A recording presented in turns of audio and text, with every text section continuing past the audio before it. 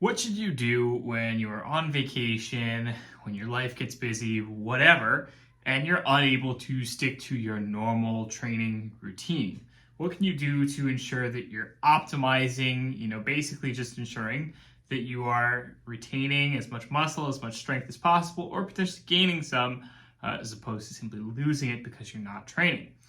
Well, the first and simplest response is, just don't train. It's probably fine. That is the flippant answer. The reason that that is kind of true is that in most cases, most people are getting really hyped up about taking a very small amount of time off. People are like, oh, I'm going to be gone for a week. I'm going to be gone for 2 weeks. That's not a sufficient amount of time to really seriously lose any amount of muscle mass or strength. Yes, after you come back, your body is going to be a little bit more resensitized to activity because you've been away for a bit. So you're going to come back, you're going to get incredibly sore for like a week because, you've had some time, DOMS is set back in. And yes, you're going to be a little bit weaker because you're not quite as used to things.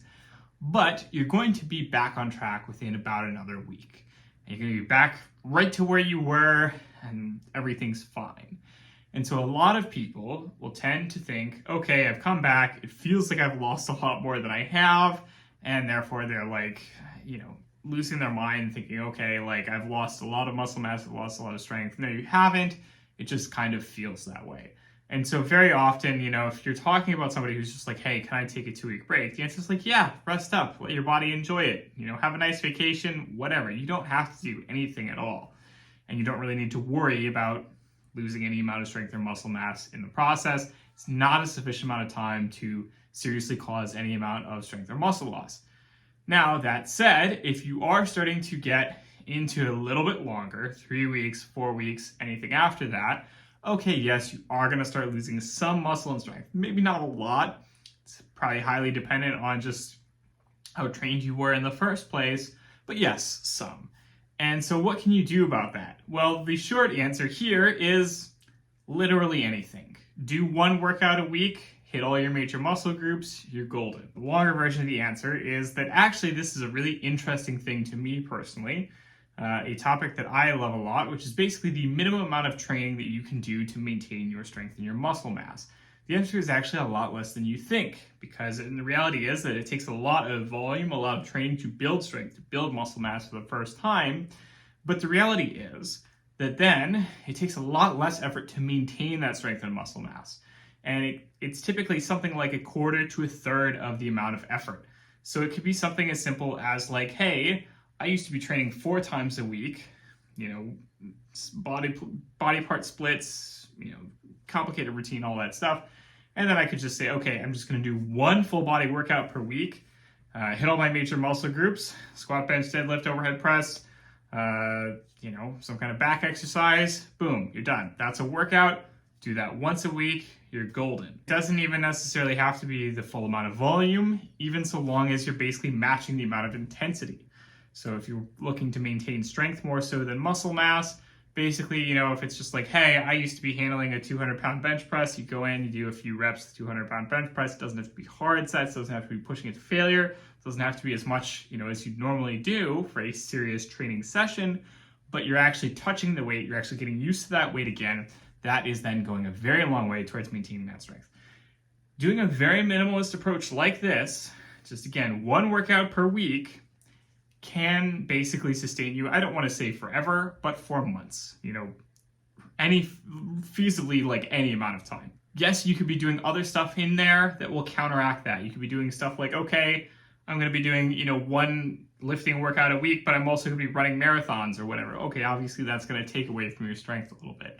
Okay, I'm doing 1 training workout per week, but also, I'm losing a crap ton of muscle mass because I'm starving myself. Or, whatever. Obviously, yes, like there are a lot of other factors that you could be doing in the meantime to be messing up, your results. But provided that other factors mostly stay the same, basically all it really takes is 1 workout per week. Now, the next question is, okay, what if I don't even have access to a gym? Well, this is going to be slightly suboptimal, right? If you're somebody who's used to squatting, 300, 400 pounds If you're somewhere where you're not going to have access to a gym for, say, a month or two, then yeah, that's going to be a problem. You're going to lose some strength, you're going to lose some muscle mass, in part simply because you're not able to train with the same kind of load, with the same kind of movement. Yeah, you can do some body weight squats, you can do some body weight push-ups, you can do all kinds of body weight exercises. Yes, that's going to go a great amount of way towards staving off any muscle loss. It's not necessarily going to help with strength, right? And so yes, that's just another problem, is that you're being a little bit less specific in terms of the kind of training that you can do. And so you're getting a slightly smaller result out of it in terms of being able to maintain what you're looking for in terms of those qualities. So yes, you can generally still maintain muscle mass with body weight exercises. You probably can't still maintain strength to the same degree. And so ideally, again, you would be able to find some kind of gym. And again, even like anything, you know, it's like, hey, you could do some lighter dumbbell exercises at a hotel gym. Maybe you've got a hotel gym that only goes up to 50 pounds. Great, that's better than nothing, right? Do one workout with that every week, the heaviest possible squat you can, the heaviest possible deadlift, the heaviest possible bench press, overhead press, back exercises. And again, that's going to go a long way towards staving off any decline whatsoever.